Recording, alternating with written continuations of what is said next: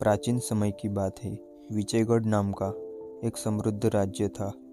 वहाँ के राजा वीरेंद्र सिंह अपनी बुद्धिमत्ता और न्यायप्रियता के लिए प्रसिद्ध थे, परंतु उनके बुजुर्ग मंत्री अक्सर उन्हें चेतावनी देते।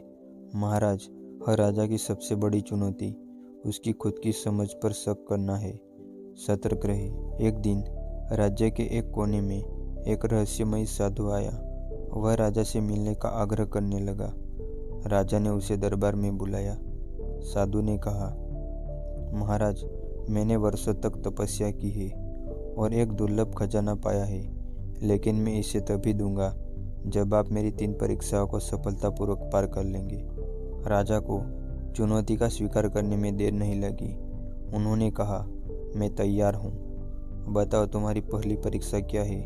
पहली परीक्षा, सत्य का चयन। साधु ने राजा को 2 बर्तन दिखाए।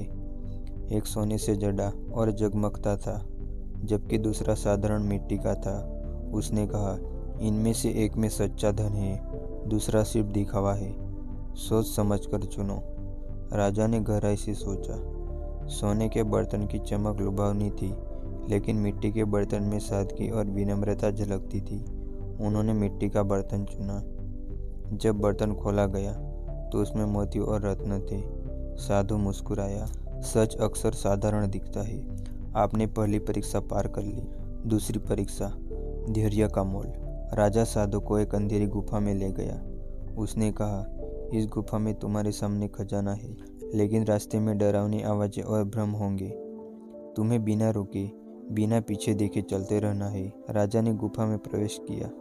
रास्ते में चीखें, गड़गड़ाहट और डरावने दृश्य उत्पन्न हुए, परंतु राजा ने अपने दिल को मजबूत रखा और बिना डरे आगे बढ़ते रहे।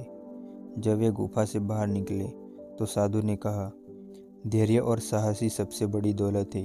तुमने दूसरी परीक्षा भी पार कर ली। तीसरी परीक्षा, सच्चाई का बलिदान। अब साधु ने तीसरी और सबसे कठिन परीक्षा दी। उसने कहा, महाराज, मैं एक निर्दोष किसान को लाऊंगा। तुम्हें बिना सवाल के उसे मारना होगा। राजा चौंक गए। उन्होंने कहा, किसी निर्दोष को मारना अन्याय है। यह मेरी प्रजा के प्रति मेरा कर्तव्य के विरुद्ध है। साधु ने कहा, यह तुम्हारी अंतिम परीक्षा है, फैसला तुम्हारा होगा। राजा ने बिना हिचकिचाए जवाब दिया, अगर यह खजाने की शर्त है तो मैं इसे ठुकराता हूँ। राजा का कर्तव्य अन्याय का अंत करना है, न कि उसे बढ़ावा देना। साधु अचानक मुस्कुराया। उसने अपना रूप बदल लिया और एक तेजस्वी प्रकाश में परिवर्तन हो गया। वह एक दिव्य ऋषि था। महाराज, तुमने अपनी समझ, धैर्य और न्यायप्रियता से यह परीक्षा पास कर ली है। सच्चा राजा वही है जो कभी अपने धर्म और कर्तव्य से समझौता नहीं करते।